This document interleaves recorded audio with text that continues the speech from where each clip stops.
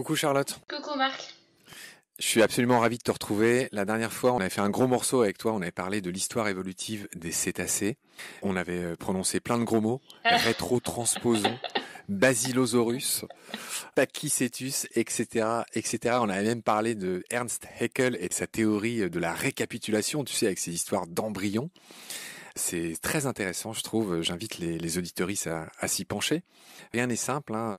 Tout ça, c'est discuté, débattu, etc. Cette histoire que l'embryon repasse par tous les stades évolutifs avant de donner ce qui ressemble plus ou moins à l'adulte. Bon, voilà, c'était une belle théorie, mais on l'a vu, elle a été invalidée par les savants d'aujourd'hui. En tout cas, aujourd'hui, ce que j'aimerais faire avec toi, Charlotte, c'est les 10 ou 14 familles. On va voir pourquoi c'est 10 ou 14. Pourquoi il y aurait 10 ou 14 familles, Charlotte, de cétacés?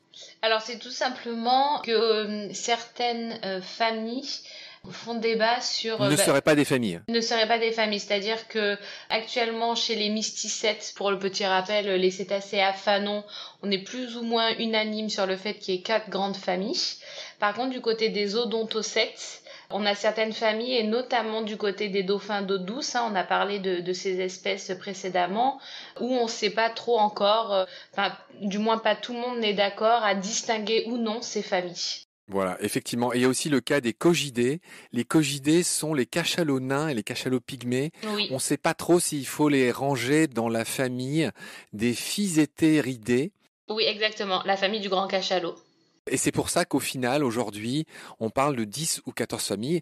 Et de toute façon, ce qu'on se propose de faire avec toi aujourd'hui, Charlotte, c'est d'expliquer à celles et ceux qui nous écoutent quelles sont ces grandes familles. Et donc, tu l'as dit, on va commencer par le plus simple. On va commencer par les mysticètes, c'est-à-dire ces baleines à fanon. Et on va parler des 4 familles de mysticètes. Allez, on va commencer par les plus grosses, à tout seigneur, tout honneur. On va commencer par la famille des balénidés, B-A-L-A-E dans la N-I-D et A-E, hein, c'est la fin latine de ces familles scientifiques. Et donc, j'aimerais que tu nous dises, voilà, qui y a dans la famille des balénidés. Alors dans la famille des balénidés, on retrouve la baleine noire, la baleine australe, la baleine boréale, la baleine franche également, dont on en avait dit quelques mots. Et ce sont donc des baleines qui, si on se pose vraiment que sur un aspect morphologique, diffèrent vraiment physiquement, hein, des baleines qu'on peut avoir en tête, comme la baleine à bosse dont on a déjà beaucoup parlé, ou de baleines beaucoup plus profilées. Donc là, on est chez les balénidés. Oui, j'ajouterais que voilà, la baleine franche, la baleine australe, elles sont un peu grosses, pour le dire comme C'est ça. ça. Elles ont une bouche très incurvée. De toute façon, celles et ceux qui nous écoutent vont regarder à quoi elles ressemblent. Mais la baleine boréale, la baleine australe, la baleine franche, voilà, c'est des baleines qui sont très ramassées, hein. C'est un peu les mémères un peu obèses par rapport aux rorquals qui sont plus effilés, qu'on va voir dans un instant. Et donc voilà. Charlotte, vraiment pour être vraiment général et que les gens repartent avec des connaissances qui vont leur rester après, il me semble que dans le cas de la baleine boréale, de la baleine franche, etc., il y a une autre grande différence avec les autres baleines qu'on se représente que sont les rorquals, c'est Oui. l'histoire des sillons sur la gorge. C'est-à-dire que la baleine franche, la baleine australe, la baleine boréale, elles n'ont pas ces fameux sillons sur la gorge, en plus d'être plus, je sais pas comment dire, massives, Mm, mm. d'être plus rondes, moins effilées que les rorquals. Il y a ça aussi, non? Donc les espèces qu'on vient de citer n'ont pas la présence de sillons qu'on appelle des sillons gulaires, qui sont des sillons qui vont en quelque sorte, hein, du niveau du menton, hein, de la gorge jusqu'au nombril.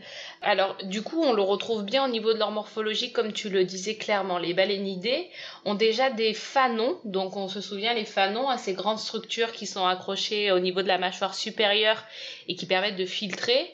Ces fanons sont beaucoup plus grands chez les balénidés.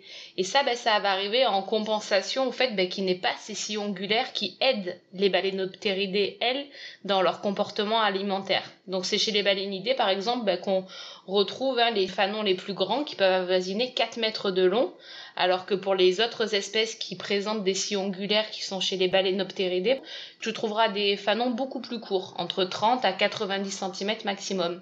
Magnifique, j'ai eu raison de faire appel à toi. On comprend bien, enfin, en tout cas moi je vois bien effectivement l'utilité de ces fanons plus grands et de cette bouche de forme différente, en effet. Voilà, et donc du coup, chez les baleinoptéridés, ces sillons, moi je les compare souvent quand j'essaie de les expliquer simplement à un accordéon. C'est quelque chose qui n'est pas constamment déployé, donc autour duquel tu vas retrouver des vrais muscles, et que l'animal va déployer que sur ses phases alimentaires pour pouvoir tout simplement augmenter sa capacité d'ingurgiter des capacités d'eau beaucoup plus importantes, et donc d'être beaucoup plus efficace dans ce système de filtration, parce que simplement, en gros, c'est l'animal ouvre la bouche, récupère cette quantité d'eau colossale, ferme la bouche, filtre au travers des fanons toute cette eau et va garder prisonnier dans les fanons essentiellement le krill, là, donc ces tout petits crustacés qu'elle mange par tonnes, et donc elle vient décoller avec sa langue. Toutes les espèces présentes chez les baleinoptéridés ont ça en commun en termes de comportement alimentaire, c'est l'ouverture de leur sillon ongulaire. Alors, on a commencé à beaucoup parler des baleinoptéridés, qui est la seconde famille de mysticètes. On ne les a pas introduits, ce que je vais faire maintenant. Donc, je récapitule. La première famille dont on a parlé, c'est les baleinidae. Donc, on Exactement. a dit ces grosses mémères, très rondes, beaucoup plus rondes, moins effilées que les rorquals, avec absence de sillon sur la gorge, pour faire clair. Et maintenant, tu viens déjà de parler des baleinoptéridés, avec une idée d'aile dans leur étymologie. Et ça, c'est tout ce qui est rorcal, baleine de mink. Toi et moi, on fait un gros bisou à Camille, mon équipière de Baleine sous gravillon, qui est ton ancienne stagiaire. Et voilà, pour en revenir au rorcal, baleine de mink, baleine bleue, la plus gros être vivant ayant jamais existé sur Terre. Baleine à bosse aussi fait partie des baleinoptéridés, ça tombe bien, c'est le cas de ces immenses nageoires en forme d'aile. Et toutes ces espèces qu'on assimile, alors moi je dis rorcal et toi tu dis rorqual. Oui, on peut dire les deux. Est-ce que tu sais ce que veut dire rorcal? La famille des baleinoptéridés qui fait donc référence au rorqual. Donc rorqual, si on reprend l'étymologie de ce nom, fait référence en fait à ces sillons ongulaires qu'on vient de présenter, et c'est un mot qui est norvégien et dont le mot rorqual fait référence donc au sillon. Exactement. Et donc on l'a dit, parmi les baleinoptéridés, il y a la baleine de mink, la baleine bœuf, la baleine à bosse. Et donc voilà, c'était la deuxième grande famille de mysticètes. Est-ce que tu veux ajouter quelque chose qui serait caractéristique des baleinoptéridés? Tu l'as dit tout à l'heure, ce sont des baleines qui sont très effilées. Quand on regarde une baleine bleue, c'est vrai qu'elle est moins ramassée qu'une baleine franche ou qu'une baleine boréale, par exemple. Oui, je pense que vraiment la grande caractéristique, c'est les sillons dont on vient de présenter, mais après, quand on s'attarde sur leur morphologie, ça se traduit aussi dans leur comportement migratoire, donc leur vitesse de nage. C'est dans cette famille que tu retrouves les mysticètes les plus rapides. Je sais pas si tu en avais une petite idée, mais le rorqual de Mick, par exemple, on est sur des vitesses de croisière qui sont autour de 15 km/h, mais sur des vitesses de pointe qui avoisinent les 40 km/h. Donc pour des masses aussi colossales, d'avancer à 40 km/h au vu de la résistance dans l'eau, jusqu'à présent, ça c'est quelque chose qu'on conférait plutôt du côté des delphinidés, des plus petits cétacés. Donc vraiment les baleinoptéridés, on peut aussi les Ce sont aussi les Formule représenter, 1. voilà, sont les Formule 1 des mysticètes. Ouais. C'est bien que tu le dises. J'ai des photos aussi, on en a exposé sur le compte Instagram de Baleine sous gravillon, de rorquals qui sautent hors de l'eau. On se demande comment ils arrivent à sortir une telle masse hors de l'eau. Parce qu'un des trucs qu'on n'avait pas dit d'ailleurs dans l'épisode consacré à l'évolution, c'est que alors, il y a plein d'explications qui sont panglossiennes. Pangloss, c'est ce fameux personnage du Candide de Voltaire, tu sais, qui disait que pourquoi on a un nez, c'est pour mettre évidemment des lunettes dessus. Ou ces gens qui prétendent que les melons sont prédécoupés pour mieux pouvoir être coupés. Enfin, tu vois, c'est des trucs un peu débiles. Et dans les premières hypothèses qui ont été formulées, il y avait des choses de cet ordre, des raisonnements panglossiens, qui disaient que elles étaient grosses parce qu'elles mangeaient beaucoup, où elles étaient grosses un peu plus finement parce que il y avait beaucoup de nourriture dans les océans. Il y en a d'autres, alors ça devient de moins en moins discuté, mais qui ont dit que l'eau tout simplement porte. Et donc il n'y a plus de limite à peser très lourd puisque l'eau porte ces êtres. Voilà. Mais apparemment, il y a d'autres hypothèses qui s'affinent aujourd'hui et que j'aimerais que tu nous détailles. Exactement. Donc, il y a des études assez récentes qui ont été publiées et qui prennent plutôt la voie de ce gigantisme qui est vraiment lié, ni plus ni moins, au fait de pouvoir supporter le froid dans les océans. C'est-à-dire que la déperdition de chaleur et le fait que l'eau soit aussi conductrice du froid, elle est 25 fois plus conductrice que l'air, il est important que ces animaux soient bien équipés pour y faire face. Le fait donc d'être aussi grande, ça leur permet clairement de faire face à ce froid dans les océans. Et c'est vrai que quand on regarde les choses avec un peu de recul, les plus grands cétacés sont aussi les cétacés qui font les plus grandes migrations, ce sont les espèces migratrices et qui donc ont ces changements de température drastiques à l'échelle d'une année qui passent d'une eau très très froide à une eau très très chaude. Et donc qui doivent être vraiment bien équipés pour ça. Le gros avantage aussi, si on regarde vraiment cette théorie, qui nous rappelle tout simplement que la morphologie de ces animaux et leur taille n'est ni plus ni moins que liée à leur mode d'alimentation. On observe une baleine à fanon comme la baleine à bosse s'alimenter et un dauphin s'alimenter. La dépense énergétique est bien moindre chez les baleines à fanon. Donc, ce qui nous rappelle une fois de plus ces histoires, comme on se le disait, de gigantisme et de taille de ces animaux.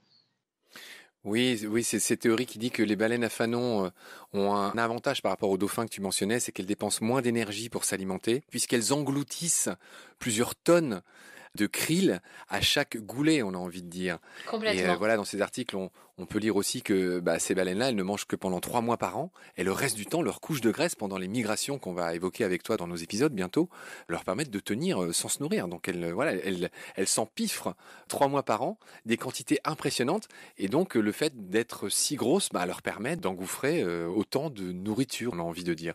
Et on pense en plus que l'appétit de ces grands cétacés est clairement actuellement sous-estimé parce qu'en fait elles n'ont ni plus ni moins qu'à faire à une raréfaction de leurs ressources alimentaires, mais qu'il y a des années de ça, avant la chasse, avant vraiment qu'elles soient menacées comme elles le sont actuellement, elles engloutissaient des quantités encore plus grandes et donc potentiellement il y a très longtemps elles étaient encore plus grandes et plus grosses parce que la ressource alimentaire était beaucoup plus abondante. Très juste. Voilà pourquoi les baleines sont si grosses. Merci pour tous ces renseignements. On va continuer à dérouler nos familles de mysticètes. On a dit qu'il y en avait 4. Oui. Je fais le récap. On a dit que la première famille, c'était les balénidés. Donc, c'est tout ce qui est baleine boréale, baleine franche, baleine australe. Ce qu'on a qualifié de grosses mémères un peu rondes avec une bouche très incurvée et des très très longs fanons.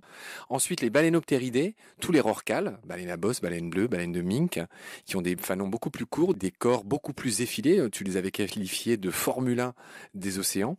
Et on va enchaîner sur la 3e famille de mysticètes, que sont les écrictidés. C'est un nom horrible qui s'écrit avec des CH partout. J'imagine que ça se prononce que. Échrichtidés ou écrictidés. Comment tu dis, toi ? Je les prononce je les prononce pas écrictidés. Oui, c'est un peu comme Christophe. Ouais. Bon, bref, on va faire le choix de dire écrictidés. Et là, dis-nous qui sont les membres de cette famille. Alors, les écrictidés, c'est une famille qui a un seul représentant, c'est la baleine grise. C'est une baleine qui a malheureusement disparu de tout l'océan Atlantique à la suite notamment de la chasse baleinière. Mais il y a toujours une population qui existe dans le Pacifique. Donc, on est sur des individus qui avoisinent à peu près, si on prend une moyenne, autour des 13 mètres, on va dire, à peu près. Et qui aujourd'hui a un statut, on en a très peu parlé de ces statuts-là, mais un statut de conservation qu'on considère, malgré ce que je viens de dire, d'une préoccupation mineure, un statut IUCN mineur, donc qui signifie que la population dans le Pacifique actuellement, elle ne diminue pas, au contraire, elle est plutôt dans une phase de croissance et elle n'est pas alarmante.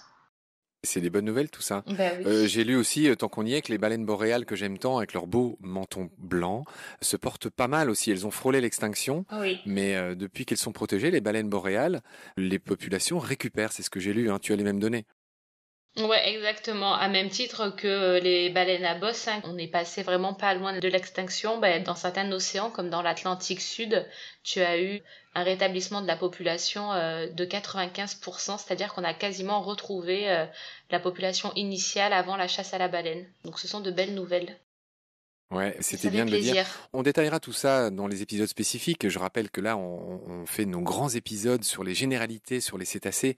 Et plus tard, on fera d'autres épisodes sur chacune de ces familles, et même les espèces très emblématiques. Donc on va y venir progressivement, comme on avait fait pour les rapaces. Et donc tu l'as dit, les écrictidés, c'est une seule espèce, c'est la fameuse baleine grise. Alors que moi, j'appelle la banane, il n'y a que moi qui l'appelle comme ça. Mais c'est vrai qu'elle a une tête très particulière. Elle ressemble ni au rorqual, ni au balénidé. C'est une sorte de mix entre les deux. Elle est un peu effilée comme rorqual, mais elle a plus une tronche de baleine comme les balénidés. Je sais pas ce que t'en penses. Ouais, c'est tout à fait ça. C'est bien résumé, je trouve. Alors, on va parler de la quatrième famille de mysticètes, donc les baleines à fanon, les grosses baleines, hein, on va dire ça comme ça, qui s'appellent les néobaleinidés. Qu'est-ce qu'ils ont de nouveau, ceux-là? Les néobalénidés, alors là, l'unique représentant, c'est la baleine pygmée. Et pourquoi c'est nouveau? C'est tout simplement qu'en fait, pendant des années, on avait pensé que cette famille avait disparu. Eh bien non, elle n'a pas disparu, les baleines pygmées sont bel et bien toujours là.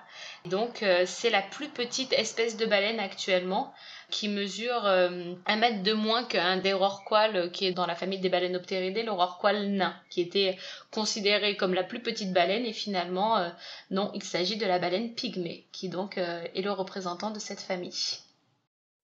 D'accord, Charlotte. Tu vois, je pensais qu'on ferait toutes les familles en un seul épisode, mais non, il va falloir nous dire au revoir pour cet épisode concernant donc les 4 familles de mysticètes, les baleines à fanon. Maruru, Charlotte, Nana. Maruru, Marc, Nana.